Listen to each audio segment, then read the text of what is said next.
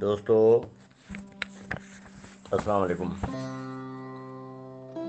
लतीफ़ सरकार जिन जे सुर केॾारी जो हिकु बैत खणी हाज़िर आहियां ऐं उहो बैत बि तमामु घणो मशहूरु आहे। पाण फरमायूं भॻो आऊं न चवां मारियो त विसां, कांध मोह में धकड़ा सेकींदे सुहां, तां पण लॼ मरां जे हुनस पुठ में। साईं हिन बैत लतीफ़ साईं जे हिन बैत मां ज़ाहिर आहे त संदन नज़र में औरत जीअण जे कुदरती हक़ खे ॼाणे बि थी ऐं उनजो दिफ़ा करण लाइ मैदान करण खां बि नथी कीबाए। ॾिसो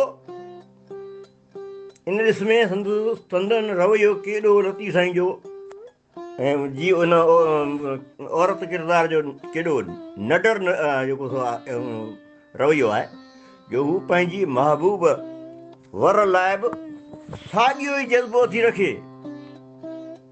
जॾहिं उहे चवे थी त मुंहिंजो वर मैदान मां भॼी जंग मां निकितो, इहा ॻाल्हि कतई नथी मञा, छो त जेकॾहिं इहो उनजो वड़ ई न आहे।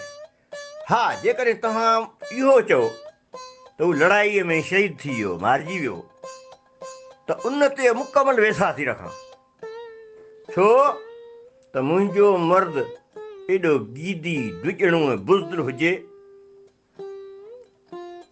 ऐं न ई मैदान छॾणु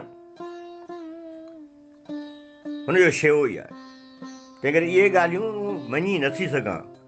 पर जे हू ज़ख़्मी हालत में बि मरण त छुटो, पर जेकॾहिं ज़ख़्मी हालत में बि मूं वटि अचे ऐं पोइ हुनखे मुंहं वारा साम्हूं वारा धक सेकींदे बि सुहां ऐं पंहिंजनि जेॾियुनि सर्तियुनि में नक मथां करे हलां, मुंहुं मथां करे हलां, पर जे पुठीअ वारा धक ऐं ज़ख़्म हुजनिसि त लॼ ऐं शर्म में ॿुॾी मरी वञा। लफ़्ज़ विसहां जी माना भरोसो ऐं यकीन आहे ऐं सुहां माना सुहिणी लॻा, सुठी लॻा। भला आहिनि लतीफ़ साईं जे ॾाप जो ही कमाल त हूअ वञी कांध जा साम्हूं जा वार धक सेकींदे बि सूहे थी, छो त इहे धक मैदान में दुश्मन सां साम्हूं हुजण जी अलामत आहिनि। पर जे संदुसि कांध पुठीअ वारा धक खाधा आहिनि त पोइ हू ज़ख़्म सेकण त छा, पर लॼ ऐं शर्म में मरी वञण जी ॻाल्हि थी करे, छो जो पुठीअ जा धक हुन यकीननि भॼंदे खाधा हूंदा, साम्हूं वारे खे साम्हां धक लॻंदा आहिनि। ऐं इन करे संदन लतीफ़ साईं जे रिसाले में जेकॾहिं तव्हां ॾिसो त अदियूं अब्दुल लतीफ़ चए त बार बार जा बजा मिले थो, पर अदा अब्दुल लतीफ़ चए जो हिकु दफ़ो बि लफ़्ज़ नथो मिले, छो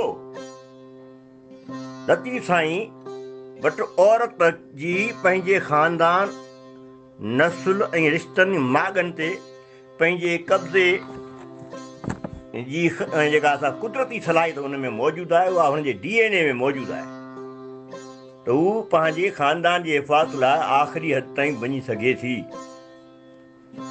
ये लतीफ़